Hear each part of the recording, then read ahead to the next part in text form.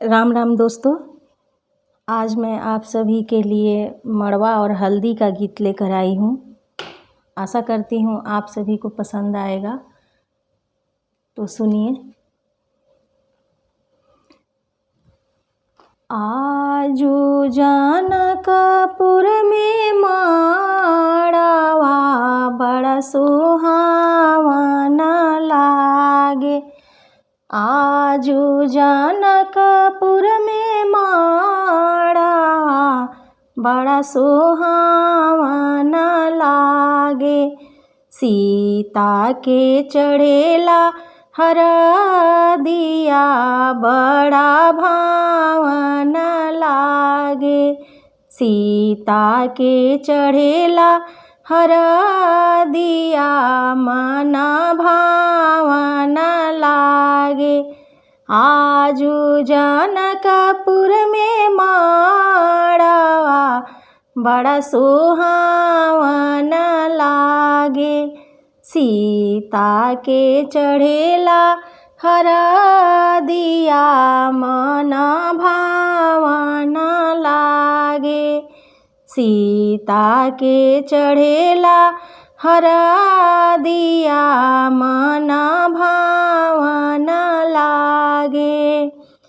हरे हरे बसवा कटवले जनक राजा। हरे हरे बसवा कटवले जनक राजा। मन में सुनैना माई के बाजेला आनंद बाजा। मन में सुनैना माई के बाजेला आनंद बाजा। सोर भैले सगरी नगरिया बड़ा सुहावन लागे। सोर भैले सगरी नगरिया बड़ा सुहावन लागे। सीता के चढ़ेला हरदिया मन भावन लागे। धनी रे नगरिया के उमड़ल भगिया। लगनी सुनरी सिया के अमर सुहगिया।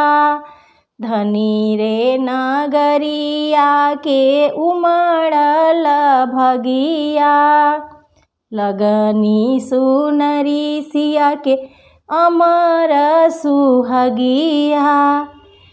चौका पुरावल आंगनवा बड़ा पावन लागे।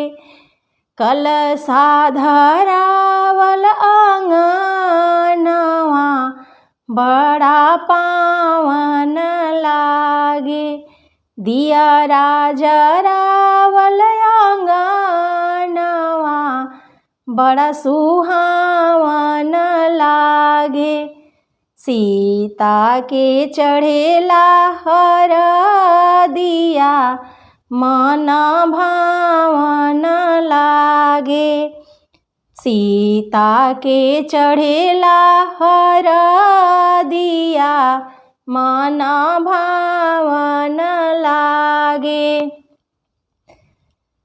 आँखी के पुतरिया के भेजी है नगरिया। धरती दर की जई है गिरी है बिजुरिया। आँखी के पुतरिया के भेजी है नगरिया। धरती दर की जई है गिरी है बिजुरिया।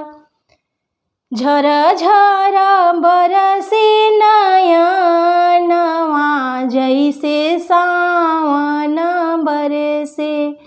झर झर बरसे नयनवा जैसे सावन बरसे। सीता के चढ़ेला हरदिया मन भावन लागे। सीता के चढ़ेला हरदिया मन भावन आजू जनकपुर में मड़वा बड़ा सुहावन लागे। आजू जनकपुर में मड़वा बड़ा सुहावन लागे।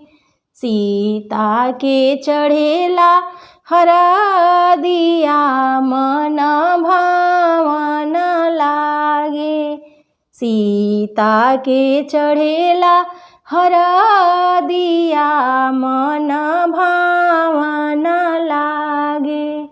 सीता के चढ़ेला हरदिया मन भावन लागे। धन्यवाद।